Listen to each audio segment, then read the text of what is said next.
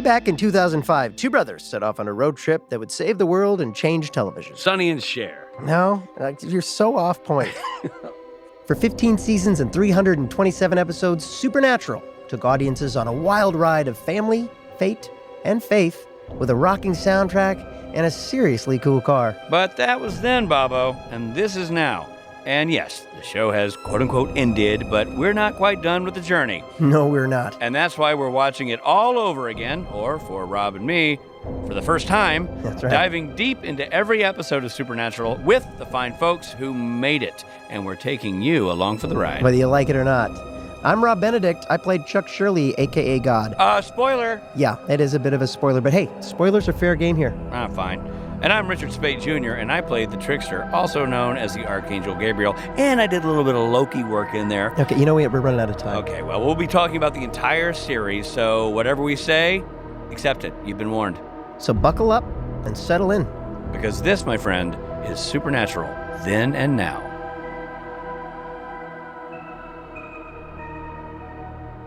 Hey, everybody, I'm Rob Benedict. And I'm Richard Speight. And we are now on Season 2, Episode 1 of Supernatural. That's right, Robbie. Some people said we'd never make it through Season 1. Those people, those naysayers, were wrong. Yeah, screw them. Seriously. We're here. And the episode we're talking about is an epic episode called In My Time of Dying. Yeah, man. Which is also the name of a Led Zeppelin song. Yeah, man. And hey, before we get into this, I just want to say, be sure to rate us on iTunes and Spotify. Yeah, you got to do that, guys. I'd highly recommend giving us 5 stars. It's the equivalent of 2 full beards. Exactly. So if you only know the beard metric that we use, it's 5 stars in the regular world. Yeah. And so, so we're, help us build the audience for the podcast, share the clips that we're posting to Instagram and Twitter, and help get the word out.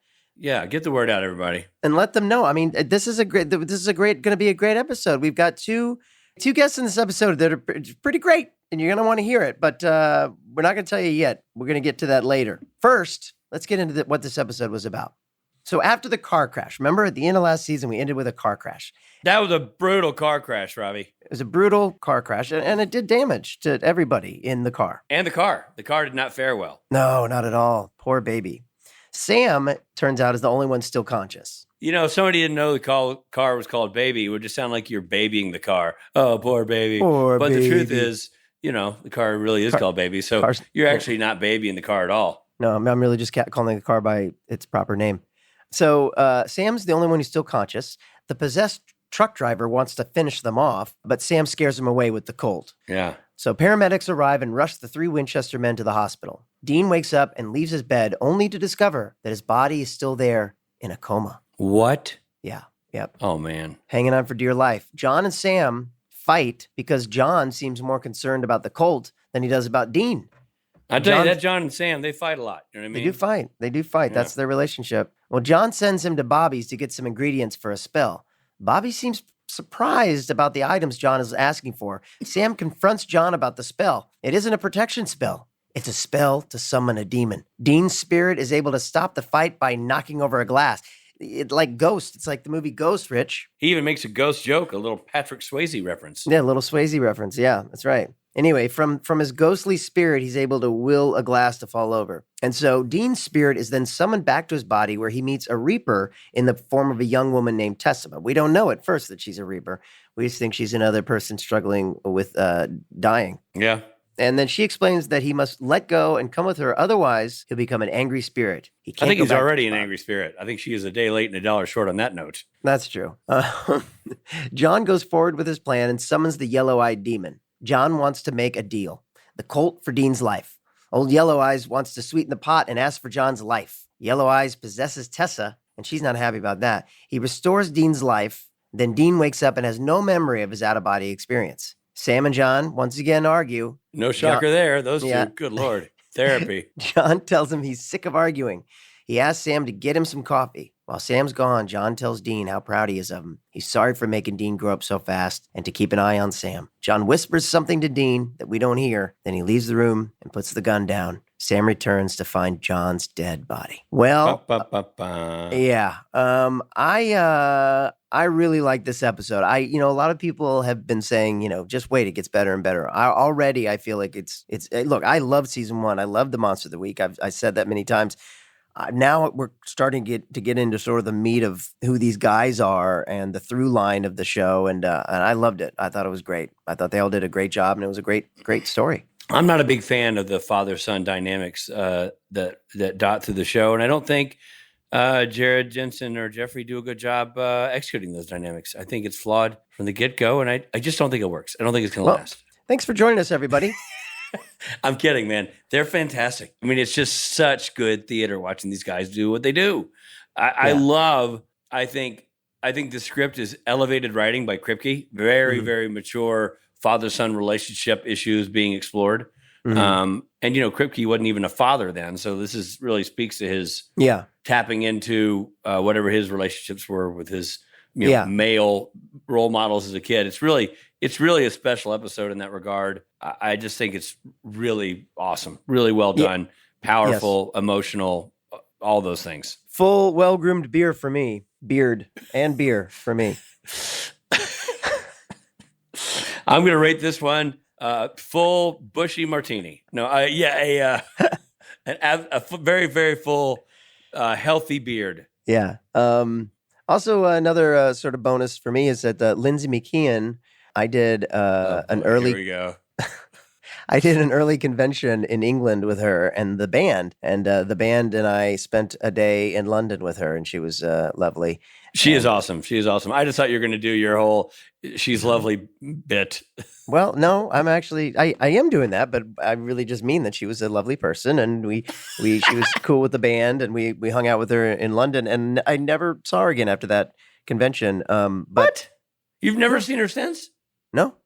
I've seen her at a couple conventions. Well, who'd you do to you? I guess they're just very exclusive conventions. I don't know what to tell you. She's awesome in the show and a really, really cool person to boot. Yeah, and I didn't know when it's always a pleasant surprise when some of the people I've done conventions with pop up on the show when I don't quite know who they play. So that was fun to see. And I've never met Frederick. Is it Lane? Frederick Lane. You've never met Frederick Lane?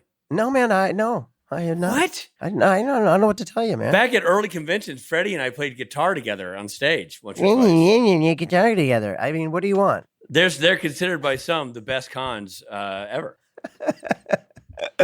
Well, listen, guys, we've got a treat for you. We've got a young actor named Jensen Ackles and another young actor named Jeffrey Dean Morgan here to talk with us. Now, Jeffrey Dean Morgan, of course, plays John Winchester, and you've seen him in a ton of things, Walking Dead and Grey's Anatomy. You'll see him in Isle of the Dead in 2023.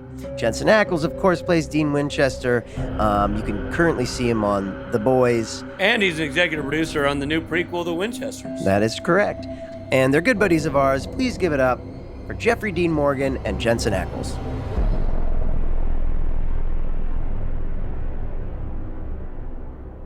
Well, thanks for doing this, guys. I'm so glad we could pull it off. It was easy to schedule, so it's been no big deal. Yeah, no, it was. We haven't rescheduled this 30 times. I got like 5 links. We can dive right into this, but I'll have you know before we start this that I actually watched it today. Did you? So did I. Oh man, because I literally just finished, and I was going to be like, I'm going to be so Johnny on the spot with every reference. I would have never known either. I'm so glad I watched it. And then I watched it, and then I went back and watched the season finale because I was like, I don't remember any of this. Yeah. So what are your thoughts? Like, having just watched it, what are your... Well, I mean, Jensen watched it too, so he kind of ruined I thought I was going to be the only one who knew stuff. Well, to be fair, I just kind of skated through to like the greatest hits. I literally was a minute or two late to the Zoom just now because I was watching the coffee cup land 4 times in a row. I'm not sure we should be disappointed in each other. I remember, by the way, that was. Yeah, I had no idea you were referencing either. You're like, I remember the coffee cup. I'm like, what in God's name is he talking about? Because it was so. You've been on the set before. There's a lot of laughing, and we were so impressed with the coffee cup that we just kind of didn't want to do the rest of the scene because it was sort of, but yeah, look at the coffee cup. Yeah. And Maynard shot it in slow-mo. It would only happen one time, and that's become I don't even know the name of the episode. It's the coffee cup episode. So pretty sure it's called the coffee cup. People do that stuff with like the water bottles. Right. Yeah, that all stems from the That's right. Padalecki was way ahead of his time when that happened one time, and now people just try to replicate it with things that won't spill coffee. Now wait a minute. That was one take. Well, it was maybe the second or third take. I can't remember, but there was a burst of very big excitement when they said cut. Yeah. Like that was fucking awesome. Yeah. And you got to keep in mind too, that's not a normal height it's dropping from. That's like Shaq height. You know what I mean? Like, it's like us dropping it from a 6-foot ladder. Yeah, you could cut to people's POV looking at office windows, and that cup's going by. It was it's crossing a lot of real estate. What else has stood out? You know what else I thought about was Kim Manners. Yeah. And he directed the last one and this one, and I think that was my big first takeaway from those two episodes. Yeah. And this one especially was Kim. What do you recall about working with him specifically? I remember he was on my side, and I was a pain in the ass then, and he was really on my side. No, you weren't. You weren't a pain in the ass. It was your schedule was a pain. My schedule was a pain in the ass, but I'll never forget him wanting to show us how to do stunts. He would just like do a forward roll on a sidewalk. Like, can't you do something like this? And I don't know how old he was at the time, but 170. Yeah. Been diving, rolling on sidewalks, but he had so much energy. And I mean, he directed, I think, about every big episode I did. Bob did one or two, but Kim did the majority of like the 6 or 7 I did that first season. And certainly that one. And then would that have been the last time you saw him?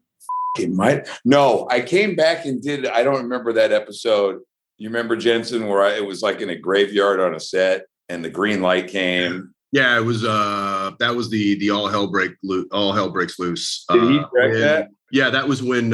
He was directing that. That was when Dean shoots Yellow Eyes. When Fred Lane, you appear behind Fred Lane and grab him, holding him so that Dean can get a shot off. That's right. Wow! Spoiler alert. You know, there's some spoiler alert. Talking about it being a Kim Manners episode, and this going back, we're shooting on film back then. This is not digital. There's a couple of shots in there there's a shot specifically that is really, really cool. And Ackles, it's a shot that involves you and Padalecki. It's when you're first coming to in the hospital. You're standing in the hospital. You're looking out at Padalecki. Padalecki comes around, kind of steps forward, and then you're out of focus behind him. And then you move off and we boom down and it's you in the hospital bed. Yeah. Oh, yeah. That was a cool shot. That was a great shot. But and it predates digital. Was that a repetitive motion dolly move or what was that? No, I think I believe that, it was a repetitive. I think it was a split screen thing to where they shot it once. They shot the plate. It was an old school vis effects shot. It wasn't like I quickly dove into the bed and put the. No, I know that. Hooked everything up. Well, they just killed the myth for me. I thought for sure that's what happened. No, I just because I couldn't figure out on my eyes. So they did the plate of you in the bed on its own without Jared. I think so. I think I can't think of another way that would actually. I think so too. I really elegant shot. I want to say that we got an idea of exactly what that shot was going to be on the day. And it was that it's exactly how they shot it. That's cool. I was just around when you were laying in the hospital bed making fun of you. I can't remember. One of them going on. Jeff, do you remember what you whispered to Jensen when you whisper in his ear? I remember the first 3 times I whispered absolute bullshit. I told him that he was a shitty actor or whatever it was, because nobody told me what the was going on with the story. I didn't know. Right. And then Kim pulled me aside and was like, okay, this time tell him, that Jared's not his real brother. And he's like, and just improv, just say whatever. Not your brother. And, he's the son of a demon or some shit. And I was like, I thought he was with me. I'm like, you're fucking with me. And he wasn't fucking with me. And I did tell Jensen. I think Jensen already knew, but that was the one they kept. That was the one, probably because I wasn't fucking around and Jensen wasn't fucking around. I think the first time you came in, you're like, your erection is showing. And then I think like then the final time you're like, your brother, you're gonna have to kill your brother. That's what. It was something like that. You have to kill your brother, or right. He's not your brother. You have to kill him. So it was something. Wow. It was something that we were all like, whoa, because I remember. I want to say Entertainment Tonight was there. Yeah. Doing interviews that day. And we had just found out, or I had just found out, may have just found out this information too. And I was itching to spill it. Because I was just kind of revolutionary. Right. Fucking this information. Jeff's got less of a filter. Yeah. I was excited. I appreciate it greatly. I gotta say, you saying that Jeff has no filter, that's a statement. You know what I mean? It's not like you're Johnny Filter.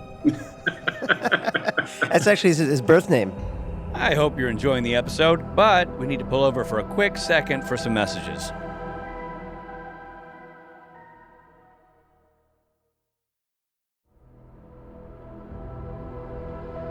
Thanks for listening. Now, back to the episode. Let's just back up just a second, Jeff, because we have you here. How would you describe John Winchester? It's funny because in watching this, I haven't thought about him a lot lately. It's been sure, a very long time.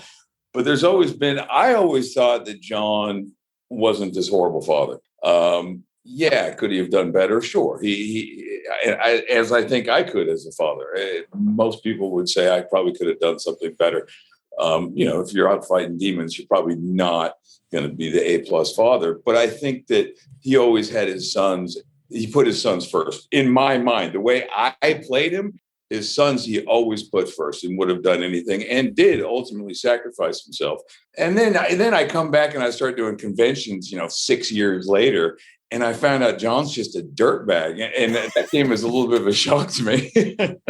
I agree with you, Jeff. I always thought that John was just a tough, rough around the edges, a hard love kind of dad. Yeah. But at the core of it all was he would do anything and sacrifice himself to save his family and to save the ones he loves. I thought so too, and I always kind of thought that Dean was his favorite too, but there's that scene at the end of one where the demon comes and the demon says, John doesn't even love you. Sammy's his favorite.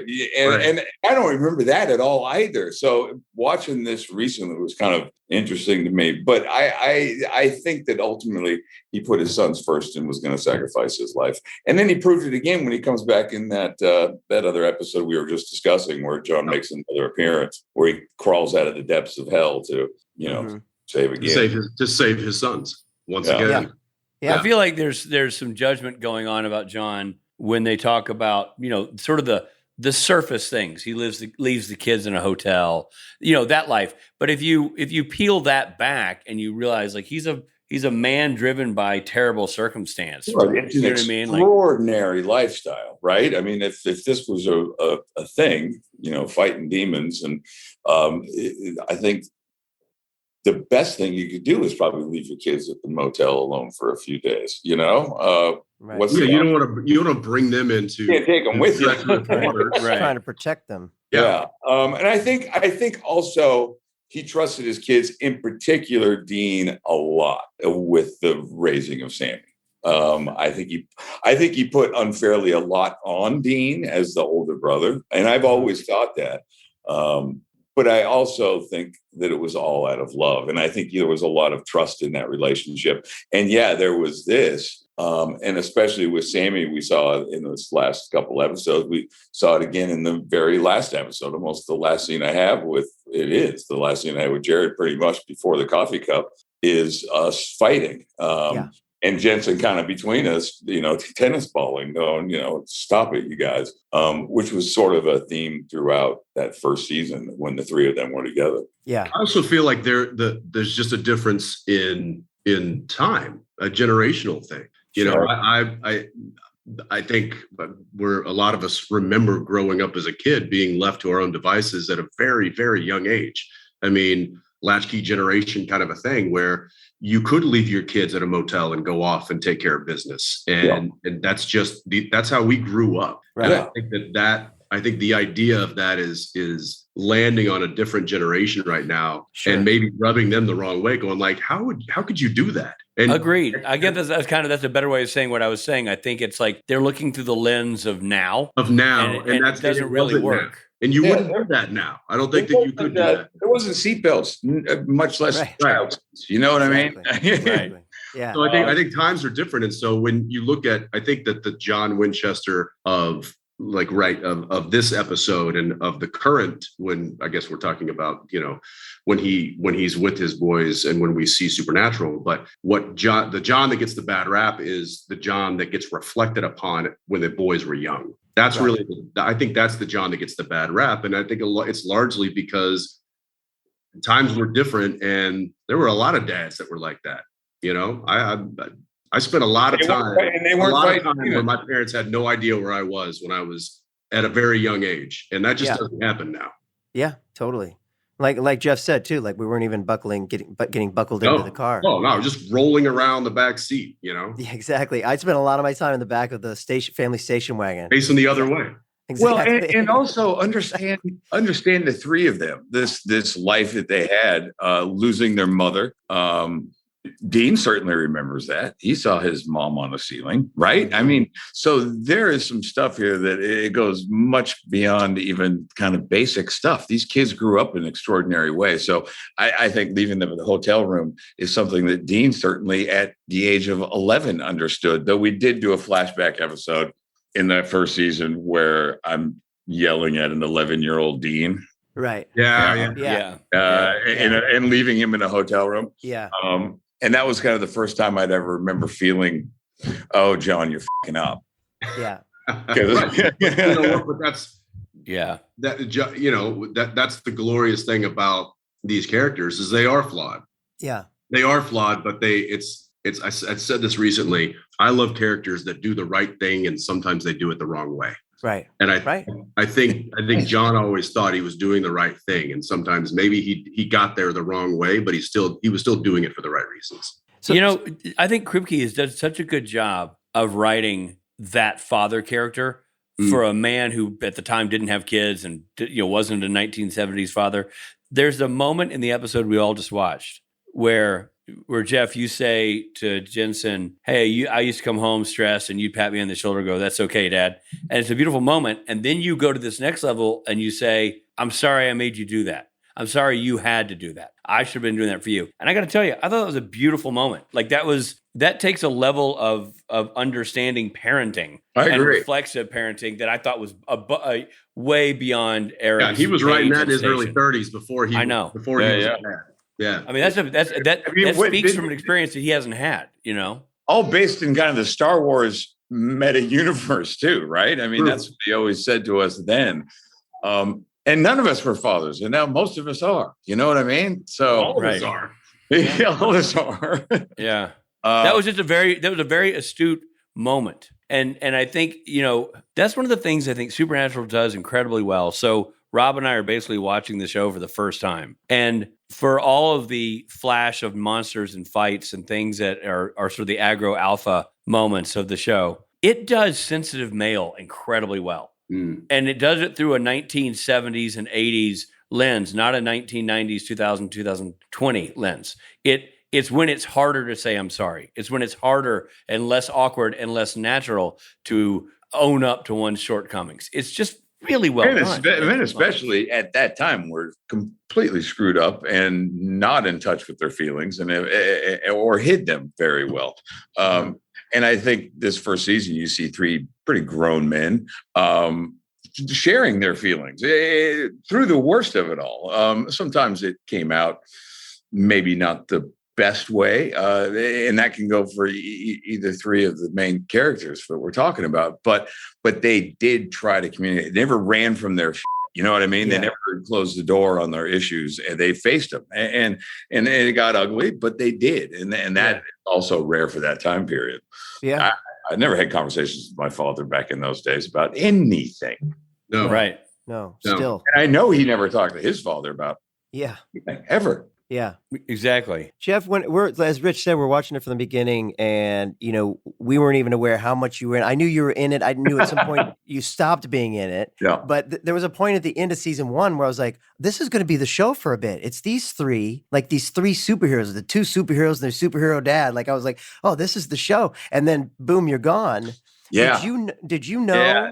Did you know? Oh, this is just going to be a few episodes and then I'm out.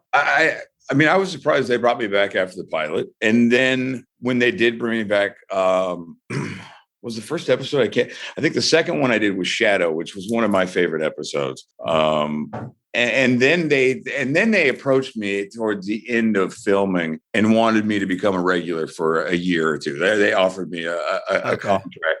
But I had a job. I was doing movies. Grey's Anatomy? I was doing Grey's Anatomy while I was doing the first year of Supernatural. I think I was going to Ireland to do P.S. I Love You. And I'd already said yes to it. And I was going to be gone for like 6 months or something. And then I went right into Watchmen. Wow. So, but I remember when they had asked initially, I was sort of kicking myself because I kind of knew. I mean, the first year you don't know what you're kind of getting into. I knew I loved Jensen and Jared, and the crew was super cool. I knew the premise of the show was cool. I'd seen like only 3 episodes because my career went from no career to you're going to work every day. And I just never had time to do much. And then I caught up with it all and I was like, it's a really good show. And I wanted to do it. I really wanted to do it. And I wanted to find a way to get back. And I just, at that point I was sort of dead. It was just, but they still found ways of bringing it back or at least alluding to, I mean, John was never gone. Yeah. Like, he was always a part of the story, Yeah. I mean, they brought me in a couple of times to do like a voiceover thing or show a photo of him. The character was such a huge hit and mythical, such a pivotal element to the whole story that he was always referenced. He was always talking. I wonder how different the show would have been had John lived for another year or two. I wonder, because I think it would have changed sort of the dynamic of these two. I still call them my boys. It would have changed their dynamic, I think, moving forward. And I don't know how anyone would feel about that, having watched it for 20 years. You know what I mean? It would have been fine. We would have just had 16 seasons instead of 15. How was it for the 3 of you connecting? Like, did you guys get along? You seem like guys who would get along easily, but was that the way it was out of the gate? Yeah. I don't think there was any. Everybody kind of fell right. I mean, this is the thing when Jeff did the pilot. There was every intention of bringing John back into series at a later date, but there was heavy talk of. It was only talk of recasting an older actor. Wow. And I remember, I want to say I heard Bruce Campbell. I think they were really getting Bruce Campbell, which was like Kripke's big, like, oh my gosh. Yeah, Kripke really wanted him. Yeah. And for some reason that didn't pan out. And I think they kind of licked their wounds and said, okay, well, who else would make sense? And I don't know whose brilliant idea it was just to kind of let Jeff get Jeff super cheap. Have him grow a beard, maybe gray him up a bit, make him look a little more disheveled, and let him play, because Jeff's only 10, 11 years older than I am in real life. Right. Well, it probably honestly helped that Grey's Anatomy my character had just hit and kind of taken off too. Yeah. And so it was sort of like a perfect storm. And then, CW and the powers that be were like, bring him back. Let's do that. Yeah. I'm not sure how many episodes I ever thought I would do. But when I got there, I think we got along so well.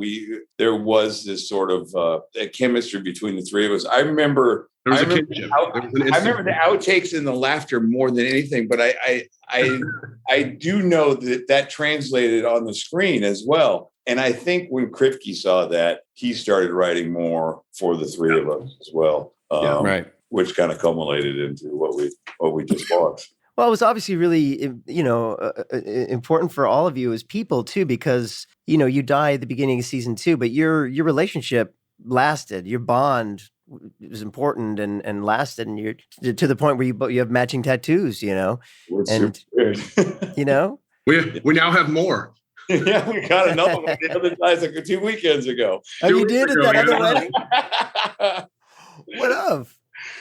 What's it of? We got little chevrons on our thumb. Oh, we got little chevrons on our thumb. Oh, that's awesome.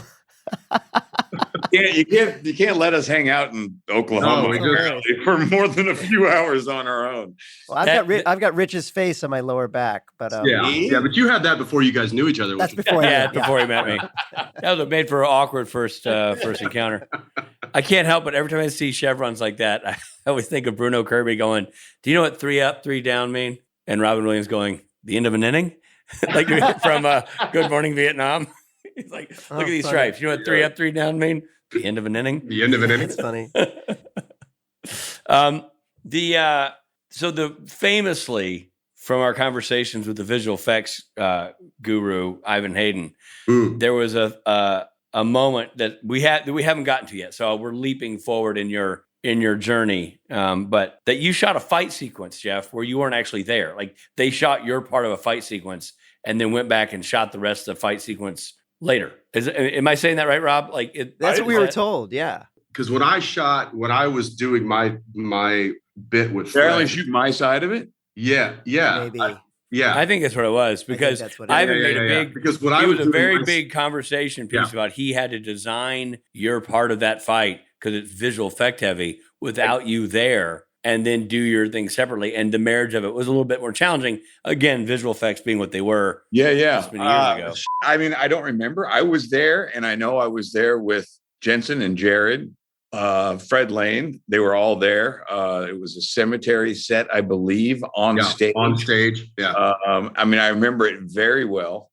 But maybe I only could give them a day or something. I think it was piece. I think they did piece you in. Yeah. To the they shot you guys. Because I'll never forget that scene with Fred. He throws me against a tombstone, and they had very, very nicely put a soft pad on the tombstone. Oh. But the base of the tombstone was still concrete.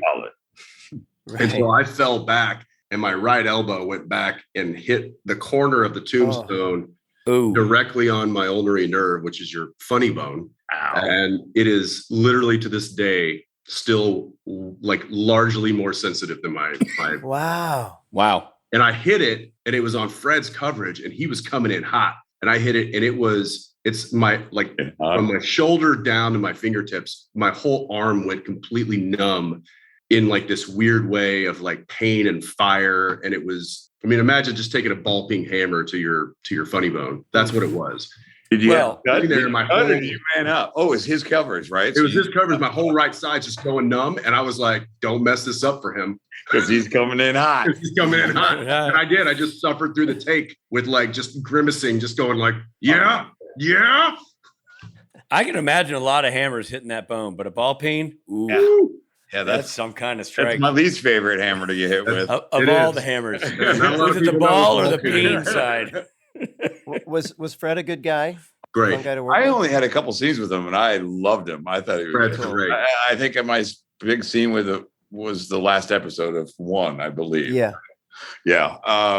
I loved him because he studied what I did in that one scene when I turned into the demon. He studied it so much that he could replicate almost every kind of vocal thing I was doing. And all I was doing was kind of copying Jack Nicholson from The Shining. That's that's what I remember kind of ultimately landing on with Kim Manners at the Sutton Bar. And they're talking to him about where all good decisions are made. That's right. That's exactly right. For our listeners, the Sutton is the hotel they put us up in Vancouver. Oh my God, that was the Hollywood North. It really was. You run into actors. It's like a dormitory. You come home from set at 2 a.m. and it's what other actors are you going to get in the elevator with? Right. We spent many a night there, Jensen, that first year. We did. I mean, I think every night there as Yeah, far as we probably closed that place down more than we should have.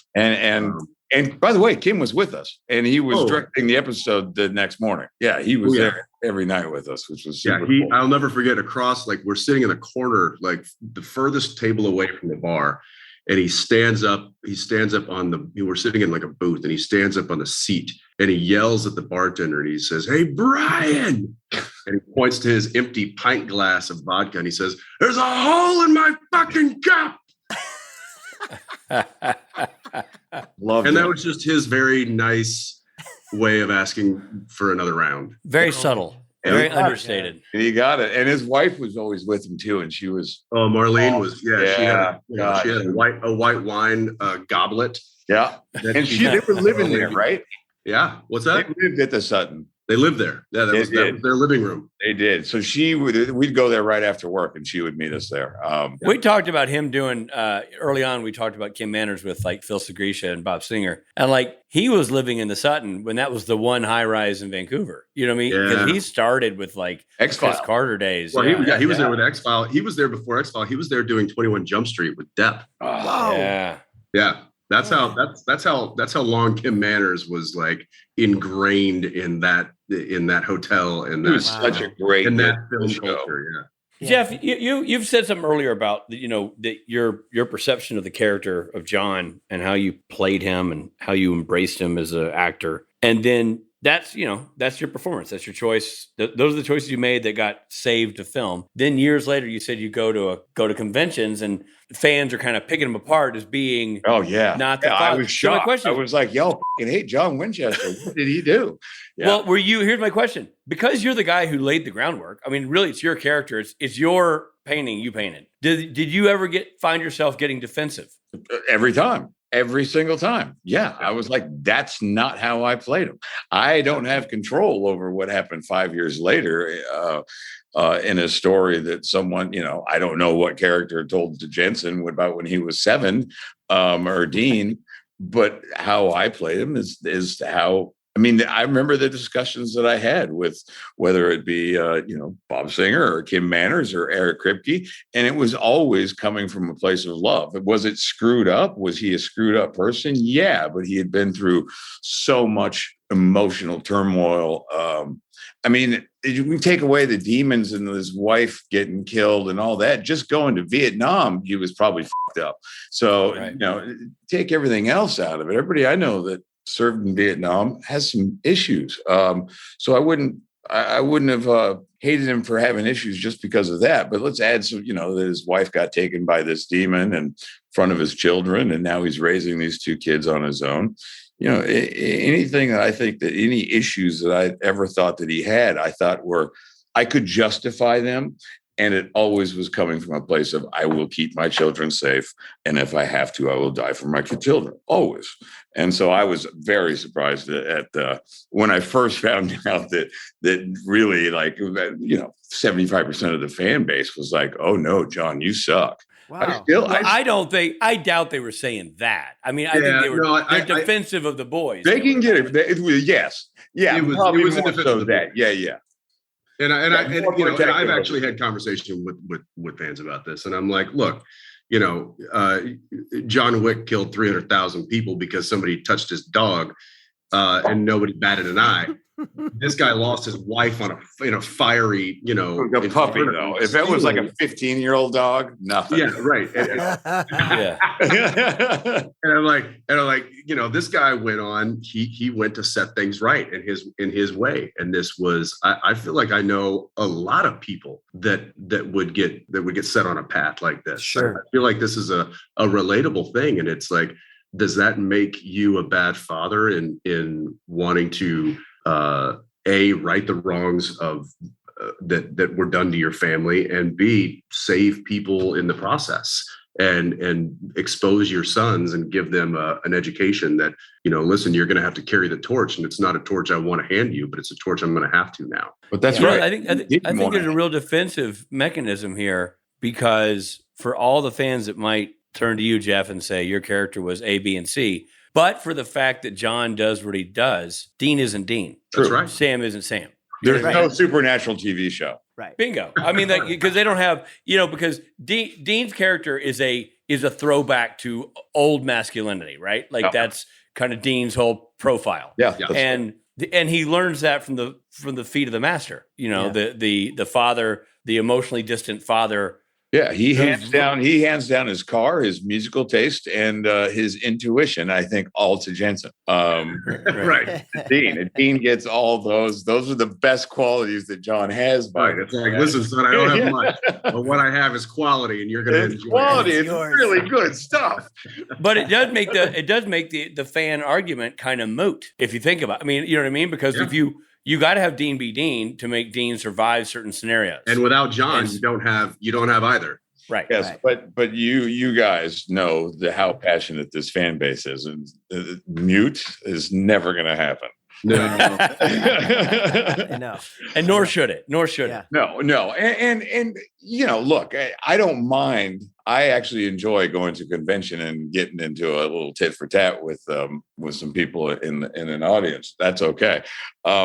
But I see social media still, and John Winchester is not a liked person, and I often, because I haven't seen all 20 years. I just haven't. I mean, that's a lot of television. Yeah, and someday I will. I'll sit down with my son and I will watch every episode. So I really don't know everything that John is guilty of. I can only speak for that first year and change. Sure. Kind of what I knew going in. And then also, and I'll come back and do the podcast when you guys get to episode 300. All right. Yeah. I mean, that was great. That helped explain stuff too, by the way, because when I came back, there was stuff scripted, and we won't talk about it now, but it helped me kind of make sense of what the fans had seen. Sure. Yeah. For the last 15 years that I hadn't been around. And Mary around. is there. That's right. Sam is there playing Mary, and yeah. Look, And that must have... I want to say something real quick while we're on this topic, and that is that Jeff just said that he's like, I haven't watched all the episodes, I haven't seen all of it, so I don't know where John landed in a lot of that throwback, those throwback references. I did. I was there. I was a part of every episode. I read every script, and not only did I consciously play Dean as a character who idolized his father, loved his father. And, not without fault. Obviously, I think every son is like, dad didn't get it right here. Dad didn't get it right there. But ultimately, Dean loved his father because Dean felt love from his father. I've been asked, what other character on Supernatural would you want to play other than the character that you play? And I generally always say John Winchester, because I think it is a character that is highly redeemable. I think it is a character that is highly complex. And I don't think we got to really flesh out the nuance of that character. In my mind, I have John in a set in a way that I think is a incredibly redeemable and nuanced character that is very similar to Dean. I mean, look, there was a reason why I tried to lower my register of voice throughout the course of the show, and it was to emulate your deep voice, and it was because I was playing Dean. I was playing Dean in a way that I was feeling myself, which was, I love Jeff and I love what Jeff did with this character, and that's my true north. That's where I'm headed. And so I for everybody that has issues with John, I definitely take I take a defense to it too. Man, the internet's gonna fucking explode. I can't wait. Bring it on. People are just gonna be like, no, he didn't say that. Well, that's good, because the internet's usually such a calm and loving place. They'll switch it up somehow they're going to end up being mad at me and Rich. That's true. Listen, guys, if you're wondering, we've gotten paid to say everything. This is all scripted. We got scripted 3 weeks ago. So Jensen, we're going to let you guys go, but now you've got the Winchesters, the prequel, where you get to tell more of John's story, which is interesting, right? We get to see young John meeting Mary. Is there a world where somehow Jeff appears on that show? I mean, it would be some sort of flash forward. But I mean, look, in my mind, we all know that what happened with the Spider-Man recently. That's what I would like to see at some point. Right. all the Johns. All the Johns. Matt Cohen, Jeff, and I'm not a writer. I don't know how to write that kind of stuff, but I certainly have planted that seed. So we'll see what happens. I have a question for you, just to circle back, Jensen, before we part ways. Everything you just said earlier about Dean's relationship with Dad. Yeah. And then Dad dies. Yeah. The obvious answer is no son wants to, sons don't become men until their dad dies. So maybe sons don't ever really want to be men subconsciously, deep down inside. If you're an actor, probably that's the case. So my question is, what do you think? Just a bunch of Peter Pans here. No kidding. Somebody bringing you your lunch in a trailer. I mean, it's not a lot of calluses on the mitts. You know what I'm saying?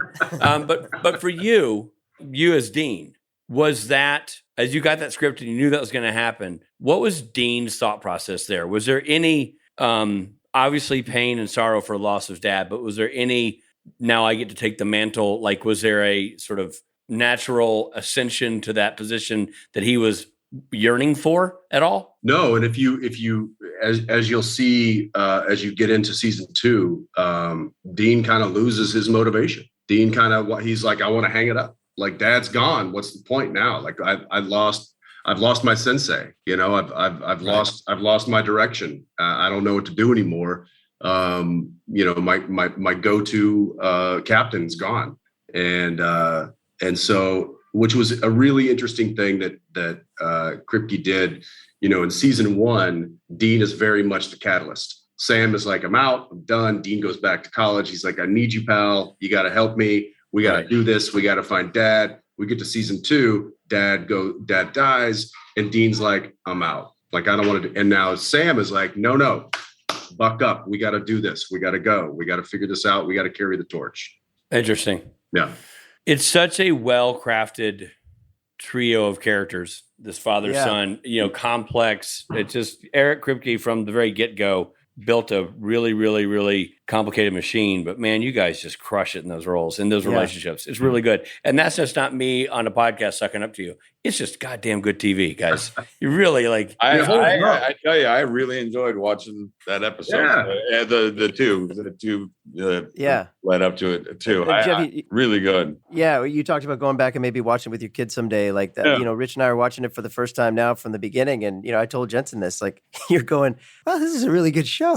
Yeah, it's like, oh wow. This baby's got legs. It's going to stick around for a while. It will hold up forever. I mean, when will it not hold up? Yeah. Always will. Yeah. Well, you guys are awesome. You're both on vacation with your families. Really appreciate you coming on and talking to us. It's epic to have you both here, and love you like brothers, and just happy to talk to you about the show. Hey there, this is Jensen. I hope you're enjoying the episode, but we need to pull over for a second for some messages.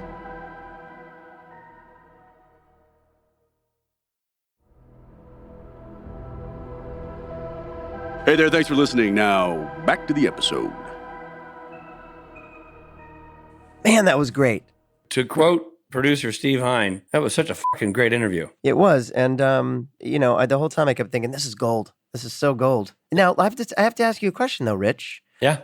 Or maybe it's a spoiler alert, but when he said that he whispered in Dean's ear that Sam wasn't really his brother, is that something? I think that is... Yeah, that was I think what Freddie Lane was saying, the yellow-eyed demon, when he's like, but you've never told him. You're lying to him this whole time. Right. It's that Sam and all of these other people who have these skills, like Gabriel Tigerman's character and all that, they're all children of demons. So Sam's not really Dean's brother? I think Sam Smith, his half brother. I think Sam Smith had an affair with a demon. Sam Smith? Mary Winchester. Had an affair with a demon? Yeah. Why am I just now knowing this? Well, I'm not sure I'm right, but that's what I'm learning as we go, but that's what I think it is that I think Mary Winchester, who, by the way, we're seeing her in her docile married days, but she had a little stank on her in her youth. I'm sure she partied a little bit. I know, but are you making shit up now, or is this real? That's what Freddie Lane, remember he says in that scene, that standoff scene, he goes, something and you've never told. Yes, totally. I think that's what he was saying is like, that Sam isn't your son that he's actually a demon in the same way that Christ wasn't Joseph's son. Like it was like there's this biblical thing there. I think that's what it is. I get all that. It's just that I've told people for years this is a show about two brothers. I should have been saying this show about two half brothers, is what you're telling me. Yeah. You've been lying to a lot of people. Well, this is huge. Well, keep in mind, don't go writing your apology letter yet. We don't know. I only know as much about the show as you do. So, well, somebody knows, and they're going to be writing us a stern letter. Damn it. But at any rate, just let Richard and I find out on our own time. And right now, meanwhile, back to the review of that review. That was a great review. Those guys it's awesome to watch them connect on things that happened 15 years ago. It's like it happened yesterday, Yeah. And, then this is, we can't say this enough. We say it at conventions, but, the impact that this show has had on the fans of the show is significant, but the impact that the show has had on us in the show is significant. It's not just another job. It's supernatural. Indeed. All right, Robbie, it's time to get to the segment that you and I both like to call Mythology. Out-of-body experiences are sometimes referred to as astral projection or spirit walking.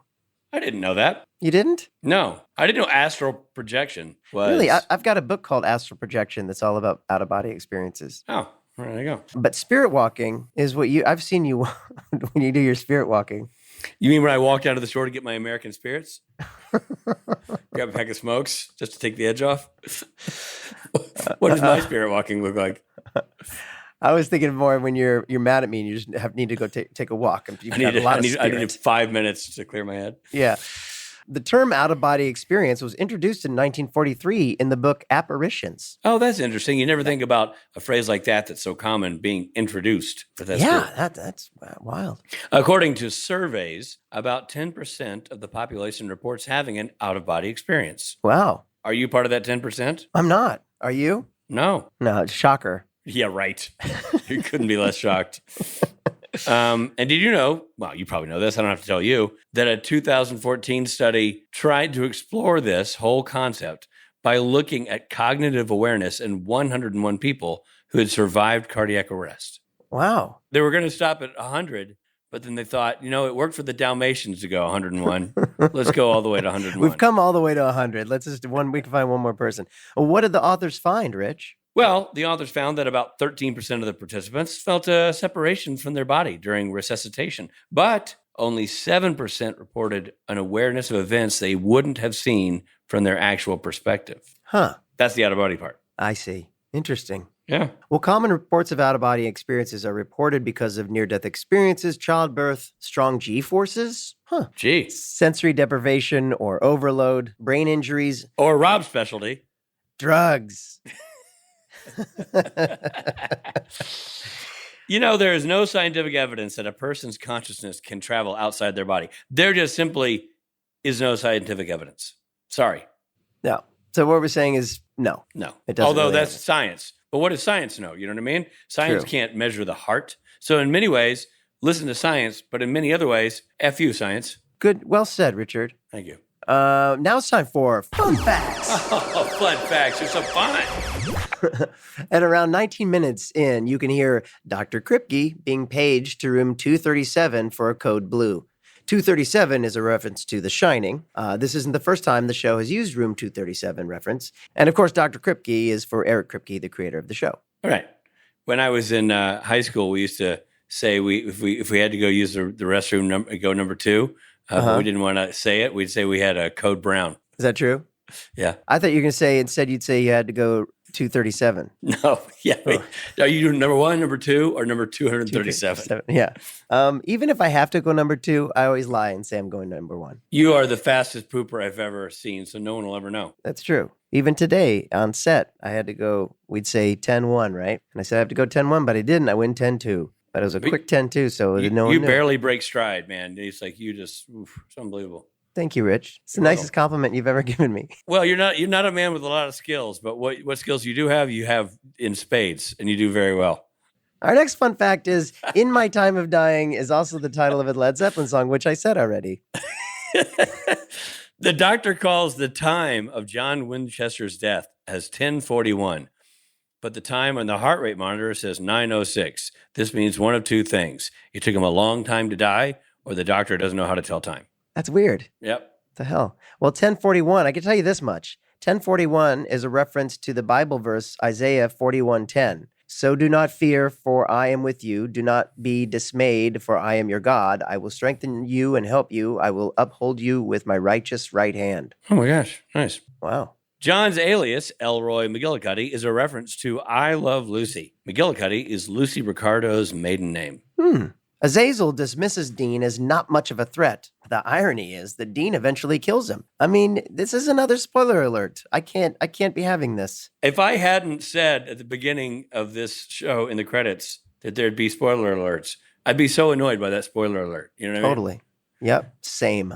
Well, Rich, this has been great. It's just been, it was awesome to have those guys on. And I'm just so thrilled that we put it together and made it happen. I'm so glad we did too. And thanks to those guys for squeezing us into their tight schedules. I do want to say one thing about this episode. There's some great shots. Kim Manners directed the daylights out of it. It's so well done. Another tip of the cap to his artistry. Really solid, guttural son of a bitch from Dean in this one. I know we're not doing son of a bitch count, but there's a really good son of a bitch. And I feel like we should be doing the son of a bitch count because I think we're going to get more of them. I think it's going to be a thing. Great. And I just want to say right now, for all the greatness in this episode, let's not overlook the son of a bitch. Great. I like that. And, also just another tip of the cap to Eric Kripke, who wrote this episode. And it's really well-written episode. I love it. I wasn't expecting it to be what it was, and it was just so well done. So here we are, off to the races, season 2. Finally. See you at the next one. Indeed. Here we go. It's happening. This episode of Supernatural features Jared Padalecki as Sam Winchester, Jensen Ackles as Dean Winchester.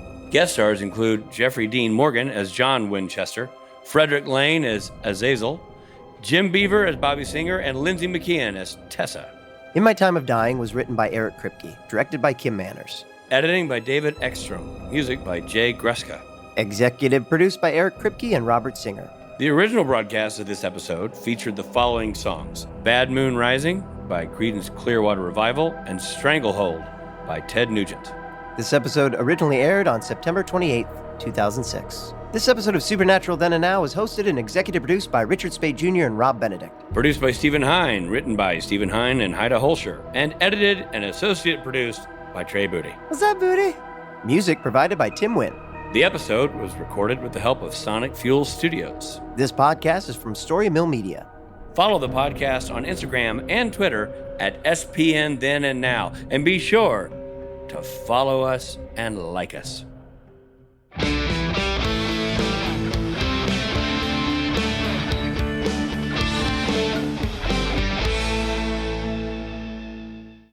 Azazel dismisses Dean as not much of a threat. The irony is that Dean eventually kills him. Well, Azazel? spoiler alert. Azazel?